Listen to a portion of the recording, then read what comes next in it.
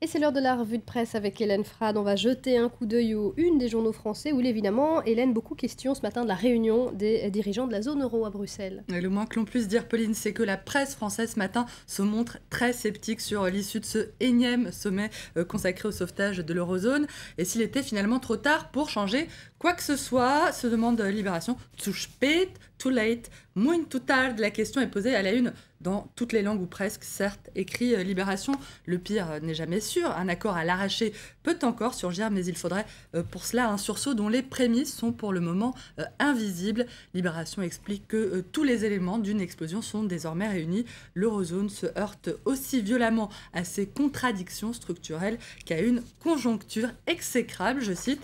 Et les toutes récentes déclarations d'Angela Merkel ne sont sans doute pas pour rien dans ce pessimisme affiché. La chancelière qui a déclaré encore hier qu'elle ne voulait pas des solutions faciles de la France, une déclaration qu'on retrouve, Pauline, à la une des Échos.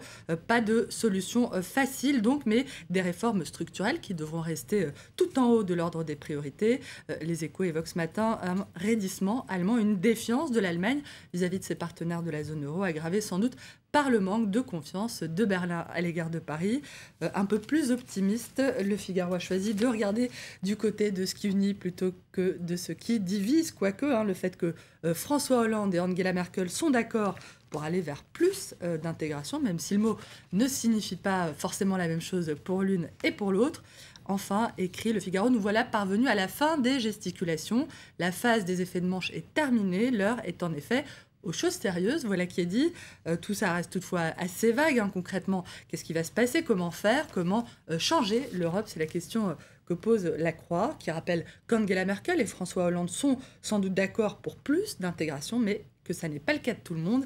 C'est même loin de faire l'unanimité, d'après le journal. Le principe, et notamment du côté des pays sous assistance, comme le Portugal, ne ferait pas recette. Des pays qui ne voient évidemment pas d'un très bon œil l'Allemagne leur imposer ses méthodes. L'austérité pour tout credo, c'est l'impasse, analyse de son côté l'Humanité, en s'adressant aux chefs de l'État de l'eurozone, en leur demandant de refuser le virage austéritaire, virage rebaptisé camisole budgétaire. Le dossier européen qui inspire décidément beaucoup les journaux. Et si on décernait la palme du jeu de mots de la journée, Pauline, au quotidien gratuit 20 minutes, qui titre ce matin sur la prise de chou à Bruxelles. Warf, warf, warf. Pour terminer, un petit coup d'œil aux Parisiens qui se demandent si le blocage des loyers est une bonne ou une mauvaise idée pour résoudre évidemment le problème du logement. 85% des Français seraient pour. Le Parisien, Pauline, qui propose aussi de nous expliquer ce matin pourquoi notre météo est aussi capricieuse. Je vous le donne en mille, si j'ai bien compris. Tout ça, ce sera la faute à l'anticyclone des Açores. Merci beaucoup Hélène, on vous retrouve tout à l'heure sur ce plateau pour une revue de presse complète. Restez avec nous sur France 24. Paris Direct continue tout de suite avec qui j'ai oublié, avec Hélène Drouet. Restez avec nous dans quelques minutes, un nouveau journal.